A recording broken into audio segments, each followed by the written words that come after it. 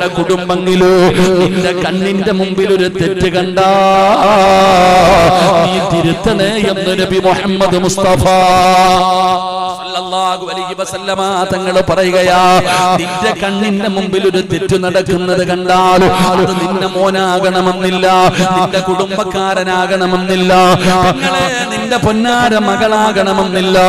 നിന്റെ കണ്ണിന്റെ മുമ്പിൽ അല്ലാഹുവിന്റെ ദീനിന് നാണം കെടുത്തുന്ന വൃത്തികേടായ പാപമായ ഒരു കാര്യം നിന്റെ മുമ്പിൽ ഇരുന്നുകൊണ്ട് കുട്ടികൾ ചെയ്യുകയാണ്. തിരുത്തുവാപ്പാ, തിരുത്തുവാപ്പാ, അത് തെറ്റാണെന്ന് നീ പറഞ്ഞു കൊടുക്കണേ. അത് അല്ലാഹു നിനക്ക് നൽകിയിരിക്കുന്ന ഒരു ജോലിയാണ്. നിനക്കതിനുള്ള അധികാരമുണ്ടോ? നിനക്കതിനുള്ള സ്ഥാനമുണ്ടോ?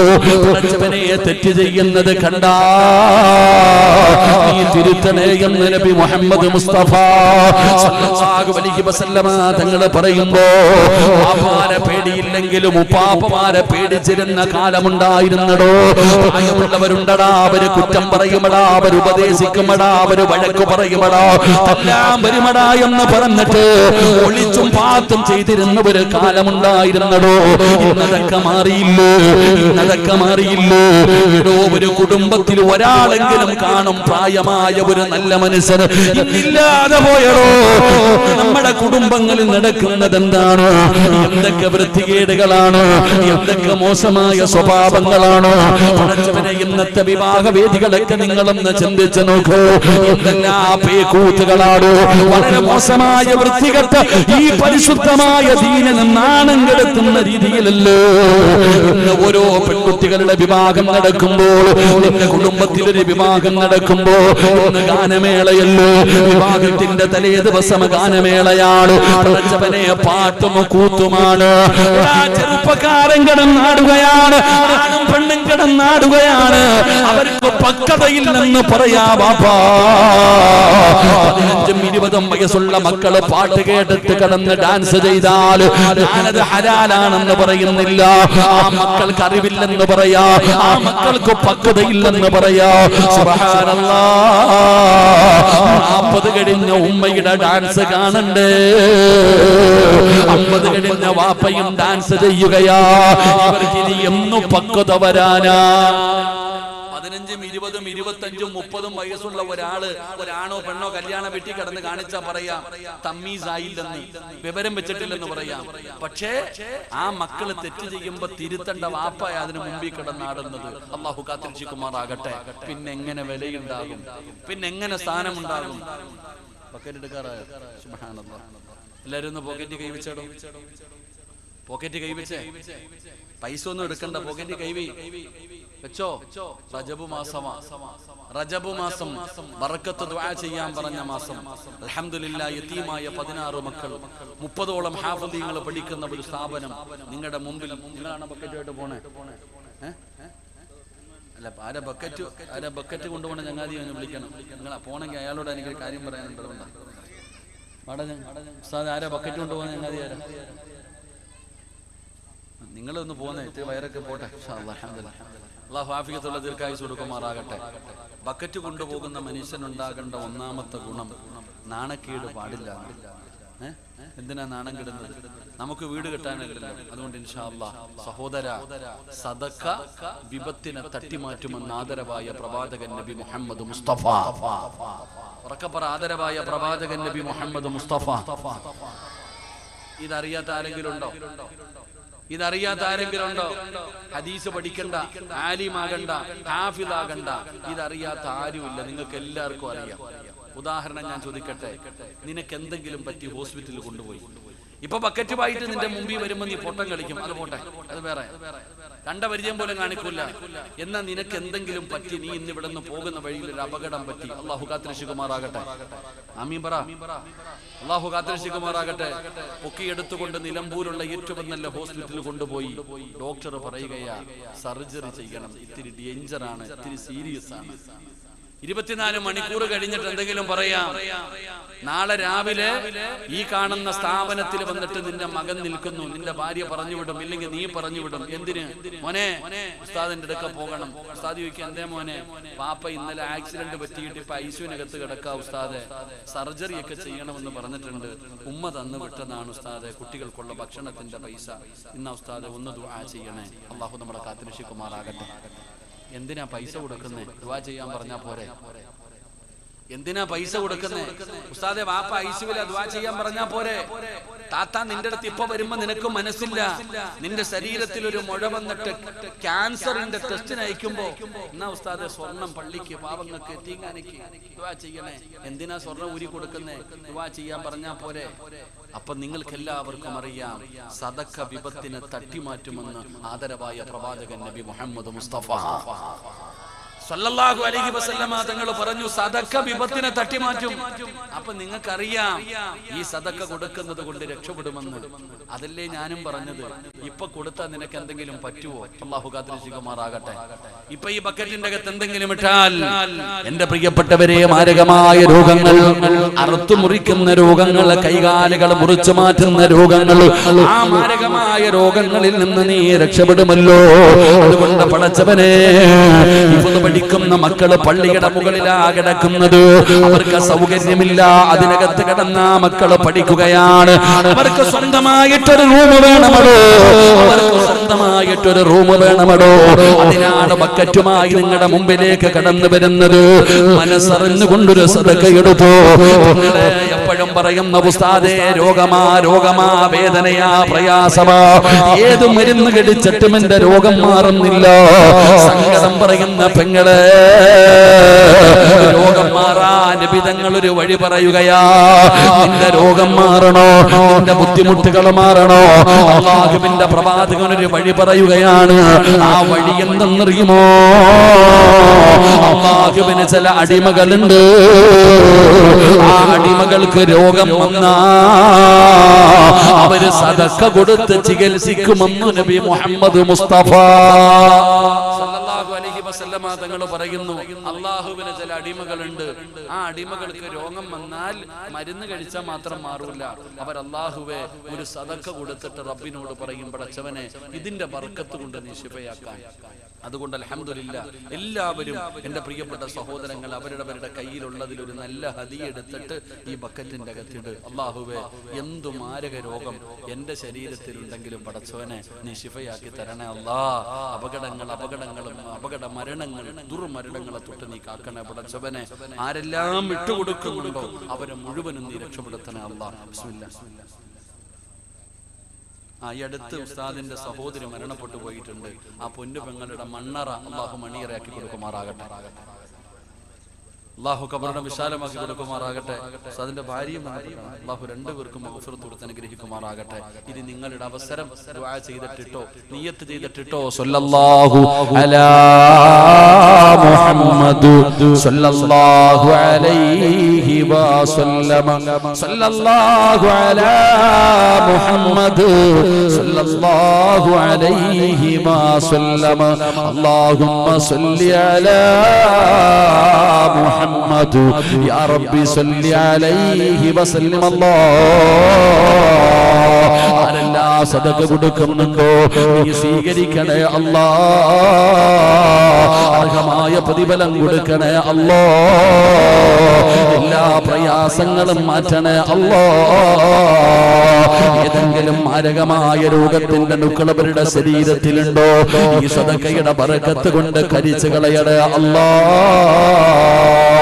അതുകൊണ്ട് എന്റെ പ്രിയപ്പെട്ടവരോട് പറയുകയാ, എടോ തിരുത്തണം സഹോദരാ. അല്ലാഹു നിനക്ക് തന്നിരിക്കുന്ന ഒരു അവസരമാണ്, അല്ലാഹു നിനക്ക് തന്നിരിക്കുന്ന ഒരു അവകാശമാണ്. നിന്റെ കണ്ണിന്റെ മുമ്പിൽ തെറ്റ് ചെയ്യുന്നത് കണ്ടാ തിരുത്തണേ, അത് പാപമാണെന്ന് പറയണോ. അപ്പൊ നീ പറയും, ഉസ്താദേ ഞാൻ പറഞ്ഞാൽ അവരനുസരിക്കില്ലല്ലോ, അവര് കളിയാക്കുമല്ലോ, അവര് പരിഹസിക്കുമല്ലോ, അവര് നിന്നെ കാണുമ്പോൾ മോശക്കാരനാക്കുമല്ലോ. പാപ്പാ നീ എന്തിനാ സങ്കട സങ്കടപ്പെടുന്നത് എന്റെ പ്രിയപ്പെട്ട ഉപ്പയോട് പറയുകയാ, ഉമ്മയോട് പറയുകയാ, നിങ്ങളുടെ കണ്ണിന്റെ മുമ്പിൽ ഒരു തെറ്റ് ചെയ്യുന്നത് കണ്ടാൽ അതാരാണെങ്കിലും പറയണോ, അതാരാണെങ്കിലും തിരുത്തണേ, അവര് കളിയാക്കട്ടെ, അവര് പരിഹസിക്കട്ടെ, അവര് നാണം കെടുത്തട്ടെ, അവര് നിന്നെ കൂക്ക് വിളിക്കട്ടെ. നിന്റെ കുടുംബത്തിലാകട്ടെ ഒരു തെറ്റ് ചെയ്യുന്നത് കണ്ടാൽ, അനാചാരങ്ങൾ നടക്കുന്നത് കണ്ടാൽ, ആർഭാട വിവാഹങ്ങൾ നടക്കുന്നത് കണ്ടാൽ, ഗാനമേളകൾ നടത്തുന്നത് കണ്ടാൽ, റാലികൾ നടത്തുന്നത് കണ്ടാൽ, പടക്കം പൊട്ടിക്കുന്നത് കണ്ടാൽ, നിന്റെ കുടുംബത്തിൽ തെറ്റ് ചെയ്യുന്നത് കണ്ടാ നീ തിരുത്തണേ ബാപ്പാ, നീ തിരുത്തണേ പെങ്ങള്. അനുസരിക്കുന്നതും അനുസരിക്കാത്തതും അവരുടെ ഇഷ്ടമാണ്. നിന്നോട് പറഞ്ഞത് ചെയ്യാനല്ലേ, നിന്നോട് പറഞ്ഞത് ഉപദേശിക്കാനല്ലേ. നീ ഒരിക്കലും സങ്കടപ്പെടണ്ട.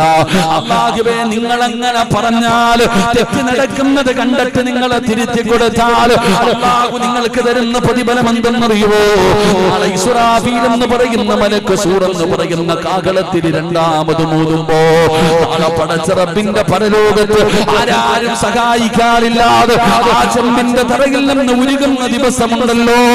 ആ പടച്ച റബ്ബിന്റെ കോടതിയിൽ നിൽക്കുമ്പോ അല്ലാഹു വിളിക്കുകയാ, ഉപ്പമാരെ, പ്രായം ചെന്ന ഉമ്മമാരെ, നിങ്ങൾ ഇന്ന് ഈ ദുനിയാവിൽ വെച്ചുകൊണ്ട് നിങ്ങളുടെ കണ്ണിന്റെ മുമ്പിലെ തെറ്റുകൾ നടക്കുമ്പോൾ, നിങ്ങളുടെ കുടുംബങ്ങളിലെ തെറ്റുകൾ നടത്തുമ്പോൾ അത് പാപമാണ്, അത് പാപമാണ്, ഇത് ചെയ്യാൻ പാടില്ല എന്ന് നിങ്ങൾ ആരെങ്കിലും പറഞ്ഞാ അല്ലാഹു നിങ്ങൾക്ക് തരുന്ന പ്രതിഫലം എന്തെന്നറിയുമോ?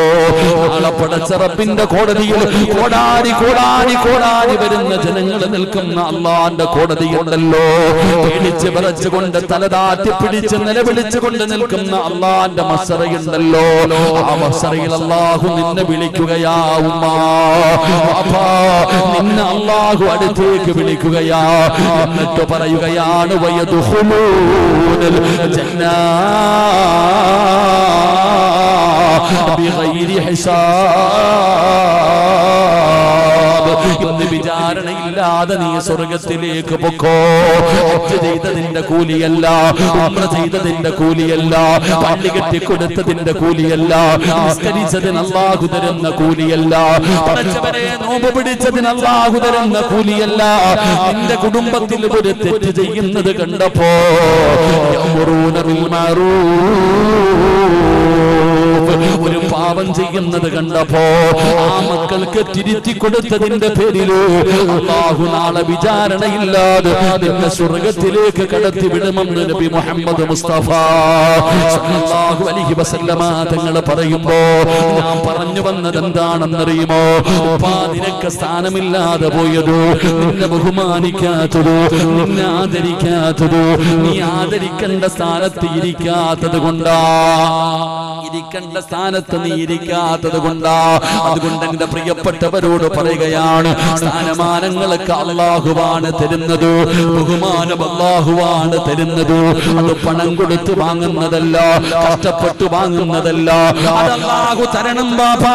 പെങ്ങളെ, അത് പടച്ച റബ്ബ് തരണം. അത് എങ്ങനെ വാങ്ങുന്നതാണെന്നറിയുമോ? അതിരാത്രികളിൽ പടച്ച റബ്ബിന്റെ മുമ്പിൽ സുജൂദിൽ കിടന്നിട്ട് വാങ്ങുന്നതാ. അത് വെറുതെ ലഭിക്കുന്നതല്ല. മഹാനായ ആദരവായ പ്രവാചകൻ നബി മുഹമ്മദ് മുസ്തഫ സല്ലല്ലാഹു അലൈഹി വസല്ലമ തങ്ങളോ അല്ലാഹുവിന്റെ പ്രവാചകൻ സ്വർഗ്ഗത്തിലൂടെ നടന്നു പോവുകയാണ്. ലോകത്തിന്റെ നേതാവ് സ്വർഗ്ഗത്തിലൂടെ നടന്നു പോകുമ്പോ അല്ലാഹുവിന്റെ പ്രവാചകന്റെ മുമ്പിലൂടെ ഒരു ചെറുപ്പക്കാരൻ ഇങ്ങനെ നടന്നു പോവുകയാണ്. ആരാണെന്നറിയുന്നില്ല, ആരാണെന്ന് മനസ്സിലാകുന്നില്ല. എന്നാൽ അല്ലാഹുവിന്റെ പ്രവാചകന് നല്ല പരിചയമുള്ള ഒരു മനുഷ്യനാണ് നടന്നു പോകുന്നത്.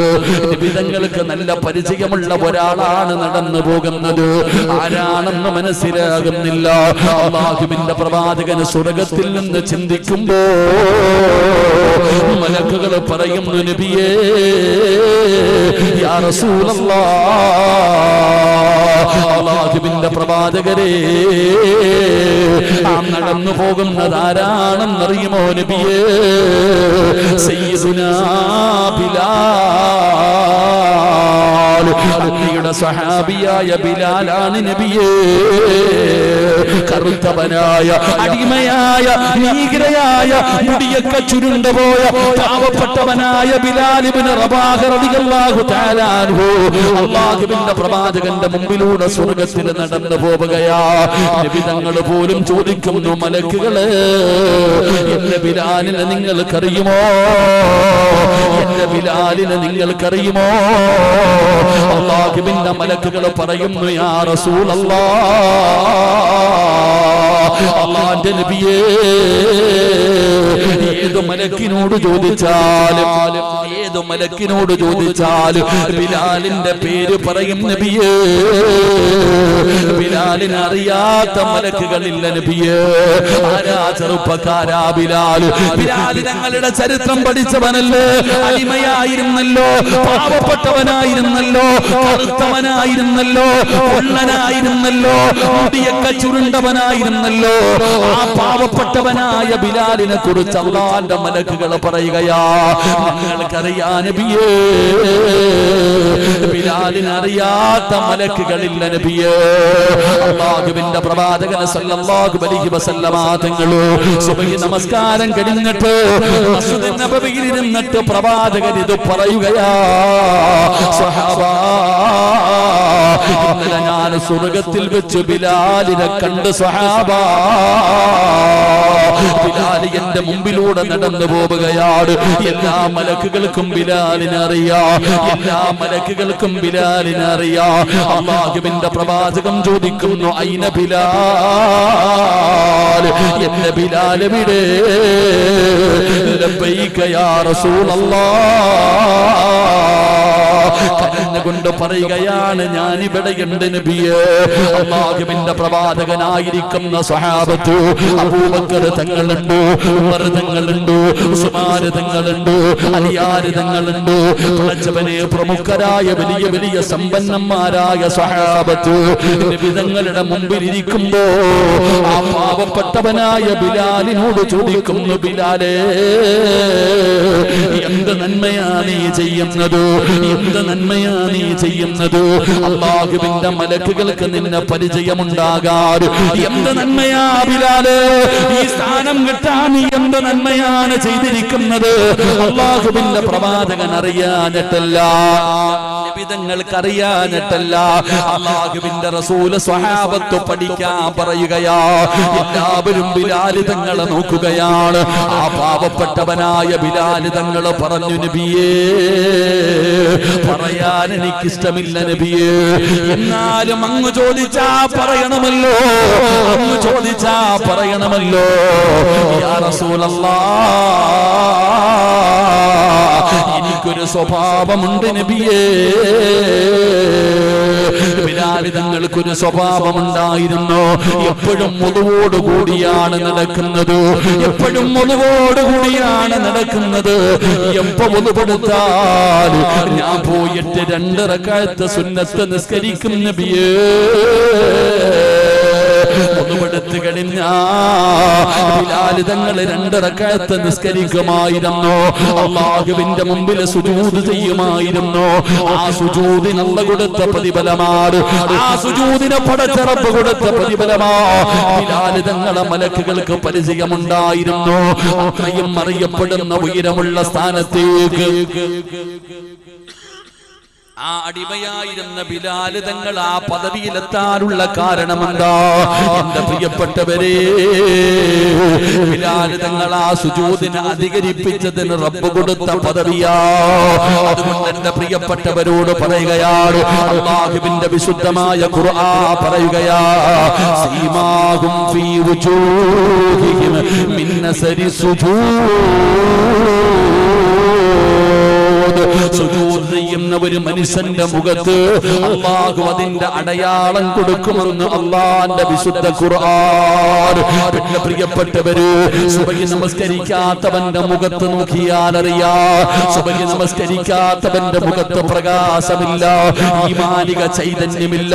അവനെ കാണുമ്പോഴേ അറിയാമല്ലോ, ഒരാളുടെ മുഖത്ത് നോക്കിയാൽ അറിയാം അവന്റെ മുഖത്ത് ഈമാനിന്റെ പ്രകാശമുണ്ടോ ഇല്ലയോ എന്ന്.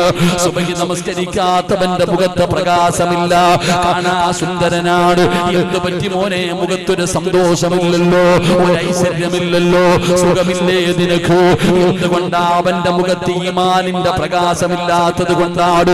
എന്നാ സുബഹി നമസ്കരിക്കുന്ന ഒരു ചെറുപ്പക്കാരന്റെ മുഖത്ത് ഒരു പ്രത്യേക പ്രകാശമാ, ഒരു വല്ലാത്ത ചൈതന്യമാണ്.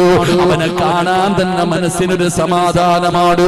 അതുകൊണ്ട് സുജൂദ് ചെയ്താ അല്ലാഹു തരുന്ന ഒന്നാമത്തെ പ്രതിഫലം അവന്റെ മുഖത്ത് അതിന്റെ അടയാളം ഉണ്ടാകുമെന്ന് അല്ലാഹുവിന്റെ വിശുദ്ധ ഖുർആൻ.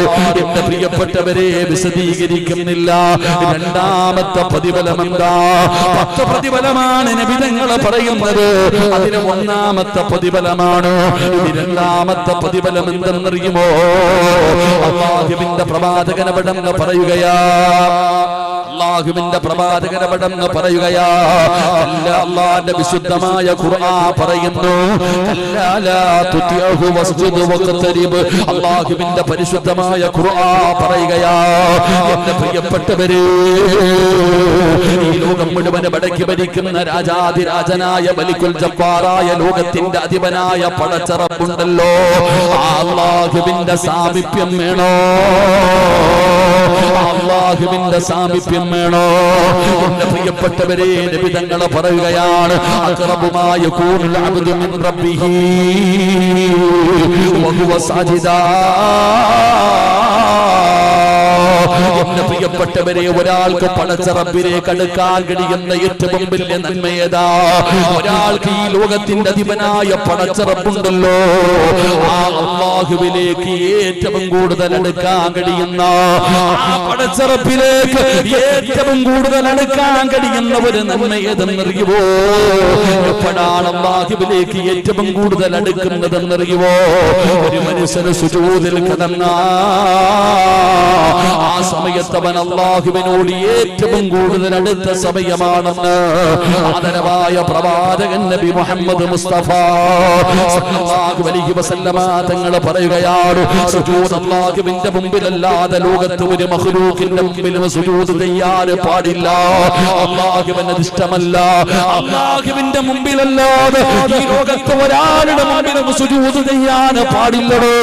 എന്റെ പ്രിയപ്പെട്ടവരെ, അത് അല്ലാഹുവിന്റെ മുമ്പിൽ മാത്രമേ ചെയ്യാൻ പാടുള്ളൂ. എന്തുകൊണ്ടാണ് എന്റെ പ്രിയപ്പെട്ടവര്? ആ സുജൂദ് ചെയ്യുമ്പോൾ ഒരു മനുഷ്യൻ അല്ലാഹുവിലേക്ക് ഏറ്റവും കൂടുതൽ അടുക്കുകയാണ്. എന്ത് ചോദിച്ചാലും അല്ലാഹു തരുമടോ. ജീവിതത്തിൽ ഒരുപാട് പ്രയാസമാണ്, ബുദ്ധിമുട്ടാണ്, ദുരിതമാണ്. എല്ലാവരും ഉസ്താദേ, ഞാൻ ഒരുപാട് ദുആ ചെയ്തിട്ടുണ്ട്, എനിക്ക് വീട് കിട്ടുന്നില്ല, എനിക്ക് മക്കളെ കിട്ടുന്നില്ല, എന്റെ കടം മാറുന്നില്ല, എന്റെ രോഗം മാറുന്നില്ല, സമാധാനമുള്ള ഒരു ജീവിതമില്ല, എന്റെ ദുആ സ്വീകരിക്കുന്നില്ല എന്ന് പരാതി പറയുന്നവരുണ്ടല്ലോ, സങ്കടം പറയുന്നവരുണ്ടല്ലോ. നിങ്ങളുടെ പ്രയാസം മാറണോ? നിങ്ങളെ ദുആയ്ക്ക് ഇജാബത്ത് വേണോ ഉമ്മ? നിന്റെ ദുആ സ്വീകരിക്കണോ ഉമ്മ? എപ്പോഴെങ്കിലും എവിടെയെങ്കിലും ഇരുന്ന് ദുആ ചെയ്താ പോരാ, എവിടെയെങ്കിലും കിടന്ന് കരഞ്ഞാ പോരാ. എപ്പോഴാണ് ദുആ ചെയ്യേണ്ടതെന്നറിയുവോ? നിബിധങ്ങൾ പറഞ്ഞു, സ്വഹാബാ ഫഅക്സിറു ദുആ, നിങ്ങൾ സുജൂദിൽ കിടന്ന് ദുആ ചെയ്യണേ. അല്ലാഹുവിന്റെ റസൂല് പറയുകയാണ്, അല്ലാഹുവിലേക്ക് ഏറ്റവും കൂടുതൽ അടുക്കുന്ന സമയം സുജൂദ് ചെയ്യുമ്പോഴാണ് ഒരടിമ അല്ലാഹുവിലേക്ക് ഏറ്റവും കൂടുതൽ അടുക്കുന്നത്. അതുകൊണ്ട് നബിതങ്ങൾ പറഞ്ഞു, സ്വഹാബാ ഫഅക്സിറു ദുആ, നിങ്ങൾ സുജൂദിൽ കിടന്ന് ദുആ ചെയ്യൂ. പാപ്പാ, ജീവിതത്തിൽ ഒരിക്കലെങ്കിലും നീ സുജൂദിൽ കിടന്ന് ദുആ ചെയ്തിട്ടുണ്ടോ? ഉമ്മമാരെ, ചെറുപ്പക്കാരെ, നിങ്ങളുടെ പ്രയാസങ്ങൾ മാറണോ? നിങ്ങളുടെ ദുരിതങ്ങൾ മാറണോ? നിങ്ങളുടെ പ്രതിസന്ധികൾ മാറണോ? സമാധാനമുള്ള ജീവിതം വേണോ? വീട് പണി തീരണോ? വീട് വേണോ? മക്കളെ വേണോ? എന്ത് പ്രയാസമാണെങ്കിലും നിങ്ങൾ അല്ലാഹുവിന്റെ മുമ്പിൽ സുജൂദിൽ കിടക്കൂ. എന്നിട്ട് പടച്ചവനോട് ദുആ ചെയ്താ നിങ്ങളുടെ ദുആ അല്ലാഹു സ്വീകരിക്കുമെന്ന് ആദരവായ പ്രവാചകൻ നബി മുഹമ്മദ് മുസ്തഫ അലൈഹി വസല്ലമ തങ്ങൾ പറയുന്നു, സുജൂദിന്റെ രണ്ടാമത്തെ പ്രതിഫലം, ഒരടിമ അല്ലാഹുവിലേക്ക് ഏറ്റവും കൂടുതൽ അടുക്കുന്ന സമയം സുജൂദിൽ കിടക്കുമ്പോഴാണ്. അല്ലാഹുവിലേക്ക് ഒരടിമ ഏറ്റവും കൂടുതൽ അടുക്കുന്ന സമയം സുജൂദിൽ കിടക്കുമ്പോഴാണ്. അതുകൊണ്ടാണ് നബി തങ്ങൾ പറഞ്ഞത്, നീ സുജൂദിൽ കിടന്ന് ദുആ ചെയ്യ്, ദുആഇനെ അധികരിപ്പിക്കുക എന്ന് നബിയിന റസൂലുള്ളാഹി. ഉറക്കെ പറ, നബിയിന റസൂലുള്ളാഹി.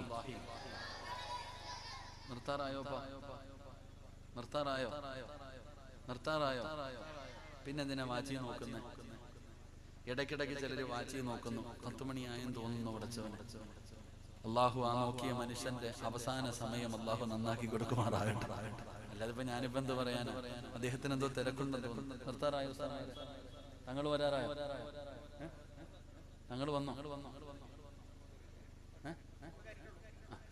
കറക്റ്റ് ടൈം തങ്ങൾ എത്തിയിട്ടുണ്ട്. അള്ളാഹു ആഫിയത്തുള്ള ദീർഘായുസ് കൊടുക്കുമാറാകട്ടെ. അള്ളാഹു ആഫിയത്തുള്ള ദീർഘായുസ് നൽകുമാറാകട്ടെ. എന്റെ പ്രിയപ്പെട്ടവരെ, പ്രയാസ് ഉസ്താദെ, എന്റെ ദുആ ഞാൻ വീഡിയോ വെച്ചിട്ട് അല്ലാഹ് തരുന്നില്ല. എന്റെ കച്ചവടം നേരെയാകുന്നില്ല, എനിക്ക് വീടില്ല, മക്കളില്ല, പ്രയാസം പറയുന്നില്ലേ? നീ ദുആ ചെയ്യുന്നതിൽ എപ്പോഴും, എടാ ഞാൻ മക്കത്ത് പോയിട്ട് ഉംറ കഴിഞ്ഞിട്ട് തവാഫ് കഴിഞ്ഞിട്ട് മഖാം ഇബ്രാഹിമിന്റെ മുമ്പിൽ വന്ന് ഞാൻ നിസ്കരിക്കുമ്പോ എന്റെ അടുത്തൊരു മലയാളിയായ വാപ്പ സുജൂദിൽ കിടന്നിട്ട് കരയുകയാ. ആ ഉപ്പ സുജൂദിൽ കിടന്നിട്ട് പൊട്ടി കരഞ്ഞുകൊണ്ട് ദുആ ചെയ്യുകയാ, അല്ലാഹുവേ എന്റെ മോന്റെ കണ്ടുകൂടി മാറ്റി തരണേ പടച്ചവനെ. എവിടെ വെച്ചിട്ട്? കഅബാലയത്തിന്റെ മുറ്റത്ത് മഖാം ഇബ്രാഹിമിന്റെ മുമ്പിൽ സുജൂദിൽ കിടന്നിട്ട് ആ ഉപ്പ കരഞ്ഞുകൊണ്ട് പറയാ, പടച്ചവനെ എന്റെ മോനെ നേരെയാക്കണേ അല്ലാ, എന്റെ മോന്റെ കണ്ടുകൂടി മാറ്റണേ അല്ലാ. ആ ഉപ്പയ്ക്കറിയാം സുജൂദിൽ കിടന്ന് ദുആ ചെയ്താൽ അല്ലാഹു സ്വീകരിക്കുമെന്ന്. മഹാനായ നബിയിന റസൂലുള്ളാഹി ജീവിതത്തിൽ ഒരിക്കലെങ്കിലും സുജൂദിൽ കിടന്ന് ദുആ ചെയ്തിട്ടുണ്ടോ?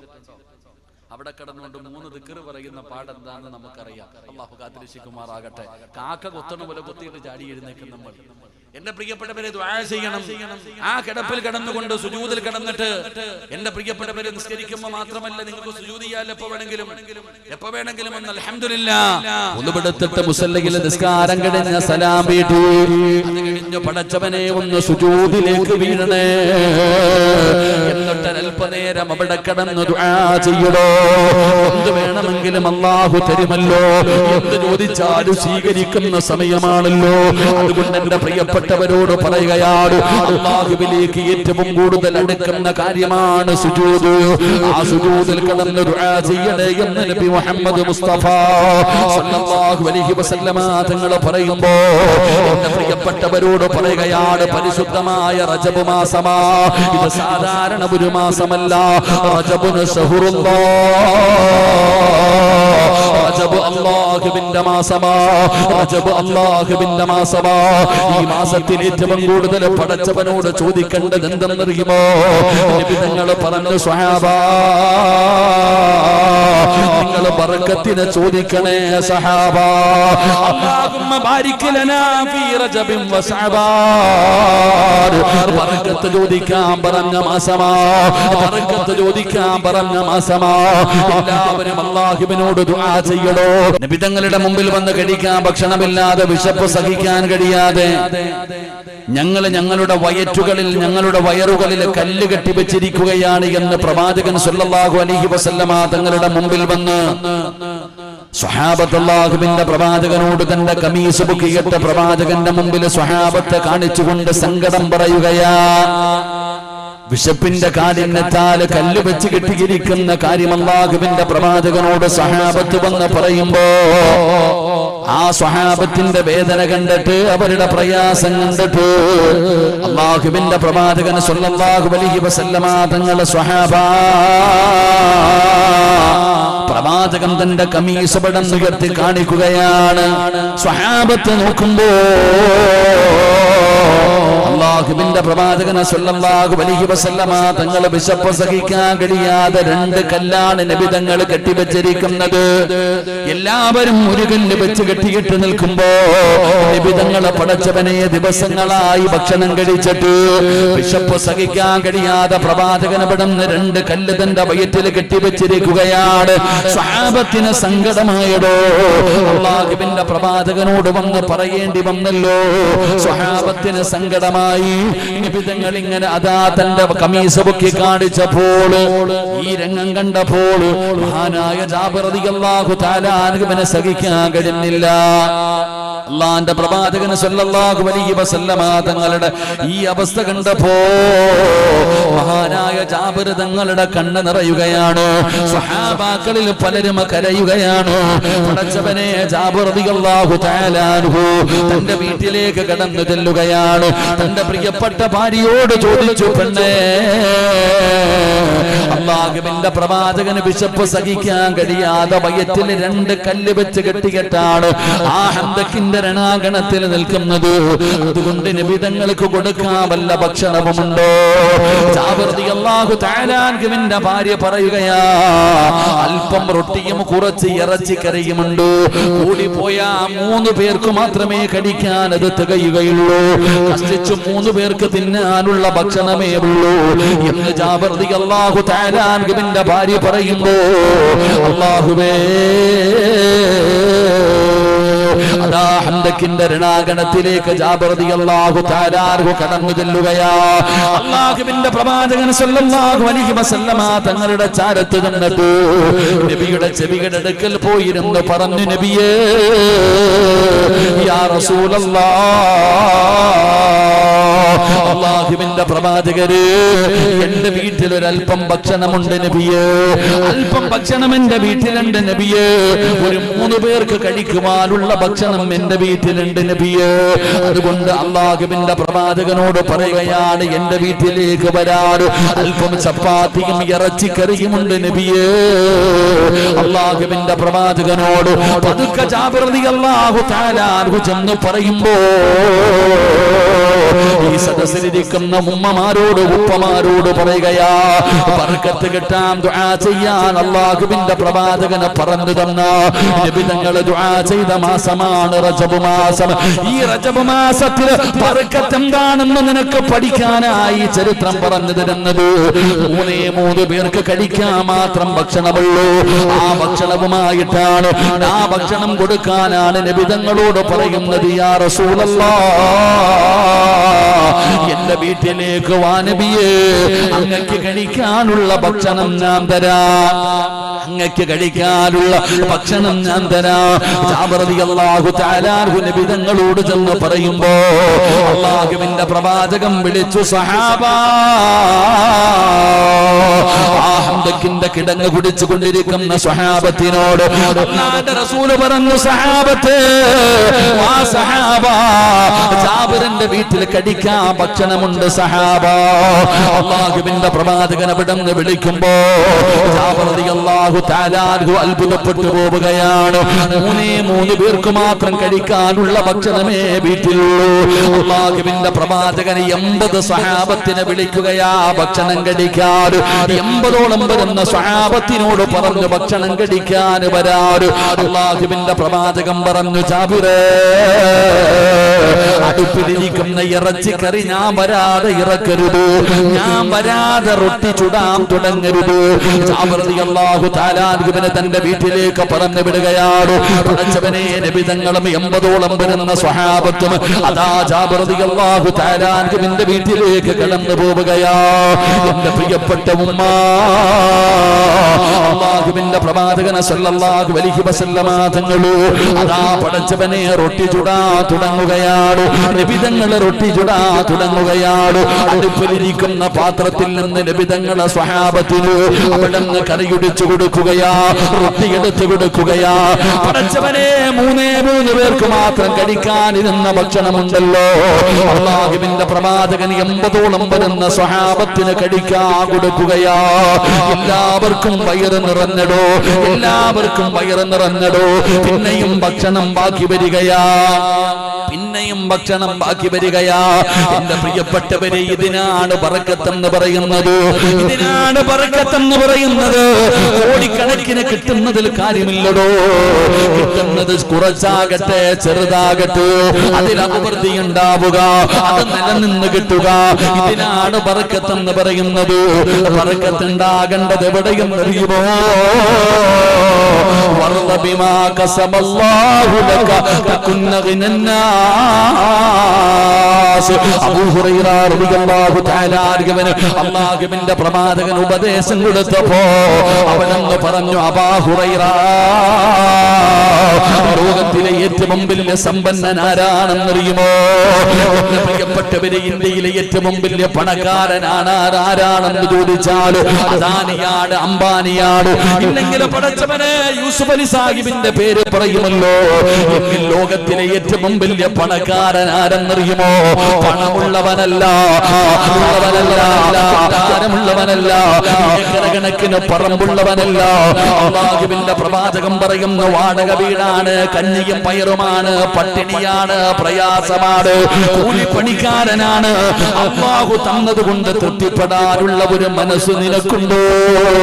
നീയാണ് ലോകത്തിലെ ഏറ്റവും വലിയ സമ്പന്നനെന്ന് ആദരവായ പ്രവാചകൻ നബി മുഹമ്മദ് മുസ്തഫ സല്ലല്ലാഹു അലൈഹി വസല്ലമ തങ്ങൾ പറയുമ്പോൾ, എന്റെ പ്രിയപ്പെട്ടവരെ, ദുആ ചെയ്യൂ. എന്തിനാ മടി കാണിക്കുന്നത്? എന്തിനാ മടി കാണിക്കുന്നത്? നിനക്കെന്ത് വേണമെങ്കിലും പടച്ചവനോട് ദുആ ചെയ്യൂ. നിന്റെ ദുആ സ്വീകരിക്കുന്ന സമയം എപ്പോഴാ? നിന്റെ ദുആയ്ക്ക് ഇജാബത്തുള്ള സമയം എപ്പോഴാ? എന്റെ പ്രിയപ്പെട്ട ഉമ്മമാരെ, നബി തങ്ങൾ പറയുകയാ, അക്സിറു ദുആ, നിങ്ങൾ അധികമായിട്ട് ദുആ ചെയ്യണേ, നിങ്ങൾ അധികമായിട്ട് ദുആ ചെയ്യണേ. അല്ലാഹുവിന്റെ കരുണ കിട്ടുന്ന, പടച്ചവൻ കാരുണ്യം കാണിക്കുന്ന, അല്ലാഹുവിന്റെ ഏറ്റവും കൂടുതൽ സാമീപ്യം കിട്ടുന്ന സമയമേതെന്നറിയുമോ? അത് സുജൂദിൽ കിടക്കുന്ന സമയമാണെന്ന് നബി മുഹമ്മദ് മുസ്തഫ സല്ലല്ലാഹു അലൈഹി വസല്ലമ തങ്ങൾ പറയുമ്പോ, സുജൂദിന്റെ രണ്ടാമത്തെ പ്രതിഫലം എന്തെന്നറിയുമോ?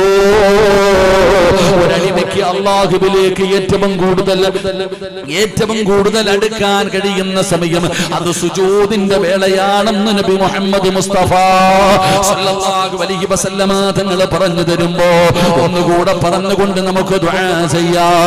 അല്ലാഹുവിന്റെ പ്രവാചകൻ പറയുകയാ, സുജൂദിന്റെ മൂന്നാമത്തെ പ്രതിഫലം എന്തെന്നറിയുമോ? പാപം ചെയ്യാത്ത ആരുമില്ലടോ. ഈ വഅദ് പറയുന്ന ഞാനാകട്ടെ, വഅദ് കേൾക്കുന്ന നിങ്ങളാകട്ടെ, ജീവിതത്തിൽ കോടാനുകോടി പാപങ്ങൾ ചെയ്തവരല്ലേ നമ്മൾ. പാപം ചെയ്യാത്ത ആരുമില്ലല്ലോ. കുല്ലു ബനി ആദമ ഖത്താഉൻ വഖൈറുൽ ഖത്താഈന അത്തവാബൂൻ. ആദമിന്റെ സന്താനങ്ങൾ മുഴുവനും പാപം ചെയ്യുന്നവരാ, ആദമിന്റെ മക്കൾ മുഴുവനും തെറ്റ് ചെയ്യുന്നവരാ. ജീവിതത്തിൽ ചെയ്തു കൂട്ടിയ പാപങ്ങളെ കുറിച്ച് വല്ല കണക്കുമുണ്ടോ സഹോദരാ? എന്ന് ഉറക്കപ്പായിൽ തന്നെ എഴുന്നേറ്റ് ഈ 11 മണി വരെ നീ ചെയ്ത പാപത്തിന്റെ കണക്കെടുക്കാ കഴിയുമോ? കണ്ണുകൊണ്ട് കണ്ടത് പാപമാ, ചെവി കൊണ്ട് കേട്ടത് പാപമാ, നാവ് കൊണ്ട് പറഞ്ഞത് പാപമാ, കൈ കൊണ്ട് പിടിച്ചത് പാപമാ, കാലുകൊണ്ട് നടന്നത് പാപത്തിലേക്കാ, ഹൃദയം കൊണ്ട് ചിന്തിച്ചത് പോലും പാപമാണ്. ഇന്നത്തെ ഒരു ദിവസത്തെ കണക്ക് പോലും എടുക്കാൻ എനിക്കും നിങ്ങൾക്കും കഴിയില്ലടോ. ഇന്നത്തെ ഒരു ദിവസം എത്രയോ പാപങ്ങൾ ചെയ്തവരാണ്. ഈ പാപം കഴുകണ്ടേ വാപ്പാ? ഈ പാപം മുഴുവനും കഴുകി കളയണ്ട്. എന്റെ പ്രിയപ്പെട്ടവര്, ആ പാപം കഴുകണമെങ്കിൽ പരിശുദ്ധമായ കഅബാലയത്തിൽ ചെന്നിട്ട് ഹജറുൽ അസ്വദ് എന്ന് പറയുന്ന സ്വർഗത്തിൽ നിന്ന് കൊണ്ടുവന്ന കല്ലുണ്ടല്ലോ, ആ കല്ലിലൊന്ന് ചുംബിച്ചാ നിന്റെ പാപം അല്ലാഹു പുറത്തു തരുമെന്ന് നബി മുഹമ്മദ് മുസ്തഫ സല്ലല്ലാഹു അലൈഹി വസല്ലമ തങ്ങൾ പറയുമ്പോ, സാദേ ഹജ്ജിന് പോകാൻ എന്റെ കയ്യിൽ പൈസ ഇല്ലല്ലോ, ഞാൻ പാപപ്പെട്ടവനാണല്ലോ, എനിക്ക് ആരോഗ്യമില്ലല്ലോ, എനിക്കൊരുപാട് കടമുണ്ടല്ലോ. എന്റെ പ്രിയപ്പെട്ടവരെ, ഞാനും നിങ്ങളും കാരണങ്ങൾ പറയുമ്പോ പലരും ചോദിക്കുന്ന, ഉസ്താദ് ലക്ഷം മുടക്കി മക്കത്ത് ചെന്നാ ഹജറുൽ അസ്വദ് ചുംബിക്കുന്നത് പോയിട്ട് അതിനടുക്കലൊന്ന് പോകാൻ പോലും കഴിയാറില്ലല്ലോ. അതിലൊന്ന് തൊടാൻ പോലും നമ്മളിൽ പലർക്കും കഴിയില്ലല്ലോ. അതുകൊണ്ട് വഅദ് കേൾക്കാമെന്നവരോട് പറയുകയാ, പാപം പൊറുക്കാനുള്ള 2 നന്മകൾ ഞാൻ നിങ്ങൾക്ക് പറഞ്ഞു തരാ. പാപം പൊറുക്കാനുള്ള 2 വഴികൾ ഞാൻ പറഞ്ഞു തരട്ടെയോ? അല്ലാഹുവിന്റെ പ്രവാചകൻ പറഞ്ഞു, സ്വഹാബാ, ഒരു മനുഷ്യൻ നമസ്കരിക്കാൻ നിന്ന് കഴിഞ്ഞാൽ അവന്റെ ജീവിതത്തിൽ ചെയ്ത പാപങ്ങൾ മുഴുവനും അവന്റെ തലയുടെ മുകളിലേക്ക് വരികയാണ്. നിന്റെ ജീവിതത്തിൽ ചെയ്ത പാപങ്ങൾ മുഴുവനും നിന്റെ തലയുടെ മുകളിലേക്ക് വരികയാണ്. നിന്റെ തലയുടെ മുകളിലേക്ക് വരികയാണ്. നീ നിസ്കരിക്കാൻ കൈകെട്ടി അവിടെ നിന്ന് റുക്കൂ ചെയ്തു, നീ സുജൂദിലേക്ക് ചെന്നാ നിന്റെ പാപം മുഴുവനും നിന്റെ തലയുടെ പിരടിയുടെ മുകളിലേക്ക് വരികയാ. നീ സുജൂദിൽ കിടക്കുമ്പോ ആ പാപങ്ങൾ ഉണക്ക മരത്തിൽ നിന്ന് ഇലകൾ പൊടിഞ്ഞു വീഴുന്നത് പോലെ നീ ചെയ്ത പാപങ്ങൾ അവിടെ നിന്ന് പൊടിഞ്ഞു വീഴുമെന്ന് നബി മുഹമ്മദ് മുസ്തഫ സല്ലല്ലാഹു അലൈഹി വസല്ലമ തങ്ങൾ പറയുകയാ. എത്ര കൂടുതലാണോ നീ കിടക്കുന്നത്, അതുകൊണ്ടാണ് നബി തങ്ങൾ പറഞ്ഞത് സുജൂദ് ദീർഘിപ്പിക്കാൻ. ഒറ്റയ്ക്ക് നമസ്കരിക്കുമ്പോ, സുന്നത്ത് നിസ്കരിക്കുമ്പോ ചാടി എഴുന്നേറ്റ് ഓടല്ലേ ഉമ്മാ. ചെറുപ്പക്കാരാ, പെട്ടെന്ന് സുജൂദിൽ നിന്ന് എഴുന്നേക്കല്ലേ മോനെ. ഒരല്പനേരം കിടക്കടാ, ഒരല്പനേരം കിടക്കടാ. ആ സുജൂദിൽ കിടക്കുമ്പോ നീ ചെയ്ത പാപം നിന്റെ പിടയിൽ നിന്ന് പൊടിഞ്ഞു വീഴുകയാ. സുജൂദ് ചെയ്താ നിന്റെ പാപം അല്ലാഹു പുറത്തു തരുമെന്ന് നബി മുഹമ്മദ് മുസ്തഫ സല്ലല്ലാഹു അലൈഹി വസല്ലമ തങ്ങൾ പറയുകയാ. സുജൂദിന്റെ പ്രതിഫലം പാപം പൊറുക്കലാടോ, പാപങ്ങൾ പൊറുക്കുമടോ. സുജൂദിൽ കിടക്കും തോറും നിന്റെ പാപങ്ങൾ പൊറുക്കുകയാ. വാപ്പാ, നിനക്ക് സുജൂദ് ചെയ്യാൻ മടിയല്ലേ? ഉപ്പമാര് ഉമ്മമാര്, പടച്ചവനെ ആരാടോ സുജൂദ് ചെയ്യുന്നത്? ആരാണ് സുജൂദ് ചെയ്യുന്നത്? പടച്ചവനെ, നമ്മൾ കസേരയിലിരുന്ന് നിസ്കരിക്കുന്നവരാ. നമ്മളിലധികം പേർക്കും സുജൂദ് ചെയ്യാൻ മടിയാണ്. പലർക്കും സുജൂദ് ചെയ്യാൻ മടിയാണ്. രോഗിയായ ഉപ്പാനെ ഞാൻ കുറ്റം പറയുകയല്ല, കഴിയാത്ത ഉമ്മാനെ കുറിച്ച് ഞാൻ പറയുകയല്ല. പടച്ചവനെ, ആരോഗ്യമുള്ളവര് പോലും സുജൂദ് ചെയ്യാറില്ല. പടച്ചവനെ, എല്ലാവരും വിചാരിച്ചിരിക്കുന്നത് നിന്ന് നിസ്കരിക്കാൻ പറ്റാത്തവൻ ഇരുന്ന് നിസ്കരിക്കണമല്ലോ. എന്റെ പ്രിയപ്പെട്ട സഹോദരങ്ങളെ, ഒരാൾ നിസ്കരിക്കാൻ കൈകെട്ടുമ്പോ അവന്റെ പാപങ്ങൾ മുഴുവനും അവന്റെ തലയുടെ മുകളിൽ വരും. സുജൂദിലേക്ക് ചെല്ലുമ്പോൾ അത് തോളിലും പിരടിയിലും വന്നിരിക്കും. എന്നിട്ട് നീ സുജൂദിൽ കിടക്കുമ്പോ ഉണക്ക മരത്തിൽ നിന്ന് ഇലകൾ പൊഴിഞ്ഞു വീഴുന്നത് പോലെ നീ ചെയ്ത പാപങ്ങൾ പൊഴിഞ്ഞു വീഴുമെന്ന് ആദരവായ പ്രവാചകൻ നബി മുഹമ്മദ് മുസ്തഫ, ഉറക്കപ്പറ, ആദരവായ പ്രവാചകൻ നബി മുഹമ്മദ് മുസ്തഫ സല്ലല്ലാഹു അലൈഹി വസല്ലമ തങ്ങൾ പറയുന്നു. എന്റെ പ്രിയപ്പെട്ടവരെ, നീ നിസ്കാരം കഴിഞ്ഞ് എഴുന്നേൽക്കുമ്പോ മലക്കുകൾ നിന്റെ കയ്യെ പിടിച്ചിട്ട് പറയും നീ സ്വർഗത്തിലാണെന്ന്. ഒരാൾ നിസ്കാരം കഴിഞ്ഞ് എഴുന്നേൽക്കുമ്പോൾ അള്ളാന്റെ മലക്കുകൾ മുസാഫഹത്ത് ചെയ്തിട്ട് പറയുക നീ സ്വർഗത്തിലാ, നിന്റെ പേര് സ്വർഗത്തിന്റെ മുന്നിൽ എഴുതി വെച്ചിട്ടുണ്ട്. അള്ളാഹു നമുക്ക് ഈമാൻ നൽകി അനുഗ്രഹിക്കുമാറാകട്ടെ. എന്നാൽ ചില നിസ്കാരം കഴിഞ്ഞ് ഇറങ്ങുമ്പോ മലക്ക് പറയും നീ നരകത്തിലാ, നിന്റെ പേര് അവിടെ എഴുതി വെച്ചിട്ടുണ്ടെന്ന്. അപ്പൊ സുജൂദ് ചെയ്യുവാപ്പ, കഴിവിന്റെ പരമാവധി ഇരുന്ന് നിസ്കരിക്കണമെന്ന് പറഞ്ഞ കസേരയിൽ ഇരുന്ന് നിസ്കരിക്കണമെന്ന് നിനക്ക് ആരാ പഠിപ്പിച്ചെന്നെ? എടോ, നിങ്ങൾ ആരെങ്കിലും ഇന്ന് പള്ളിയിൽ പോകുമ്പോ എടോ ഇരുന്ന് നിസ്കരിക്കണമെന്ന് പറഞ്ഞാൽ തറയിൽ ഇരുന്ന് നിസ്കരിക്കണമെന്ന്. ഇന്നേ വരെ ഏതെങ്കിലും ഒരു പള്ളിയിൽ ഒരു മനുഷ്യൻ തറയിൽ ഇരുന്ന് നിസ്കരിക്കുന്നത് നിങ്ങൾ ആരെങ്കിലും കണ്ടിട്ടുണ്ടോ? ഇല്ല. എല്ലാം കസേര കളിയാ. കല്യാണ വീട്ടിൽ ഇരിക്കുന്ന പോലെ കസേര ഇന്ന് പള്ളിക്കകത്ത്. അള്ളാഹു കാത്തിരക്ഷിക്കുമാറാകട്ടെ. ഉറക്കപ്പുറം അള്ളാഹു കാത്തിരക്ഷിക്കുമാറാകട്ടെ. അള്ളാഹു കാത്തിരക്ഷിക്കുമാറാകട്ടെ. ഈ കസേരയിൽ ഇരിക്കുന്ന വാപ്പാടെ മുമ്പിൽ എന്റെ പ്രിയപ്പെട്ടവരെ 5000 രൂപ കൊണ്ട് തറയിൽ ഇട്ടിട്ടൊന്ന് എടുക്കാൻ പറഞ്ഞു നോക്കിയേ, കമന്ന് വീഴുന്ന കാണാം. ഈ പള്ളിക്കകത്ത് കസേര ഇരിക്കുന്ന ഈ വാപ്പമാരുണ്ടല്ലോ, ഈ ഇരിക്കുന്ന ഈ പലരുടെ മുമ്പിൽ പൈസയുടെ കെട്ടുകൊണ്ടിട്ടൊന്ന് കുനിഞ്ഞെടുക്കാൻ പറഞ്ഞു നോക്കിയേ, കമന്ന് വീഴുന്നത് കാണാം. അള്ളാഹു നമ്മളെ കാത്തിരക്ഷിക്കുമാറാകട്ടെ. സുജൂദ് ചെയ്യാൻ വലിയ മടിയാ നമുക്ക്, സുജൂദ് ചെയ്യാൻ വലിയ പ്രയാസമാണ് നമുക്ക്.